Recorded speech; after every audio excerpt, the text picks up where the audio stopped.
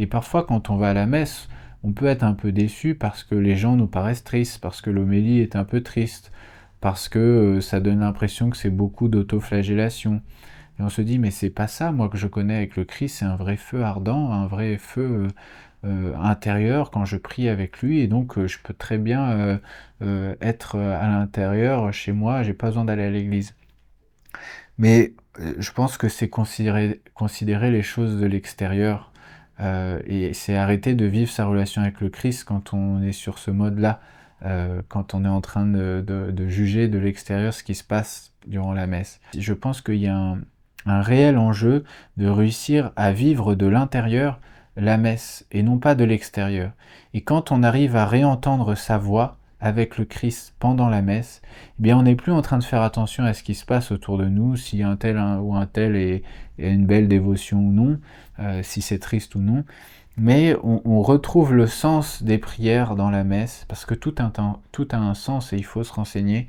On retrouve le sens de ses prières, on retrouve le son de sa voix qui répète ses paroles, on peut prier pendant les temps de silence, et donc ça prend une dimension collective. Et on n'est plus en train de juger les autres, mais on est en train d'être dans cette charité fraternelle où on a un amour pour eux, on a un amour pour nous, parce que on prie plus seulement pour les autres, mais on prie pour nous ensemble, nous, peuple de Dieu.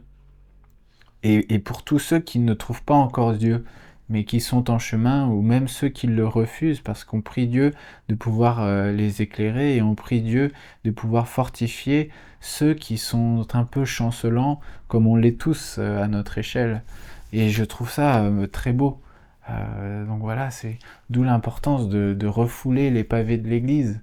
Euh, et parce que l'Eucharistie, plus particulièrement, c'est se rassembler à la fois collectivement, mais c'est aussi se rassembler soi-même, rassembler son cœur avec le Christ. Et le catéchisme de l'Église catholique a un très beau paragraphe pour parler de ça.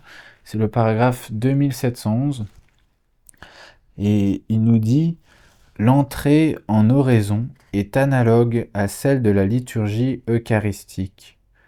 Rassembler le cœur, recueillir tout notre être sous la mouvance de l'Esprit Saint, habiter la demeure du Seigneur que nous sommes, éveiller la foi pour entrer en la présence de celui qui nous attend, faire tomber nos masques et retourner notre cœur vers le Seigneur qui nous aime, afin de nous remettre à lui comme une offrande à purifier et à transformer.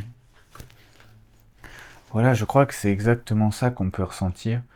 C'est que quand on reçoit le corps du Christ, humblement, calmement, en fermant les yeux, quand on l'a dans notre bouche et qu'on va se mettre à genoux à notre place, eh bien, ce corps qui fond dans notre bouche, eh bien, il se fond en notre âme. Et notre âme se transfigure au visage du Christ. C'est ça qu'on peut ressentir. Mais pour ça, il faut y aller. Et il faut communier le plus souvent possible, avec cette humilité au cœur.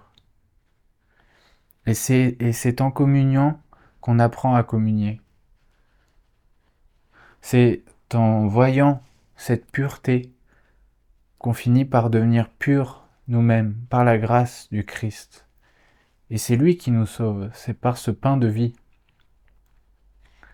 Voilà, moi je trouve ça magnifique, mais on peut pas s'en rendre compte sans l'expérience. Et d'où l'importance d'y aller, de faire confiance et de persévérer dans l'épreuve, même si au début on est un peu habité par l'esprit de contrainte. Et bien ensuite il faut faire confiance, ça va se mouvoir, et ça se meut, ça se change en liberté intérieure, vraiment.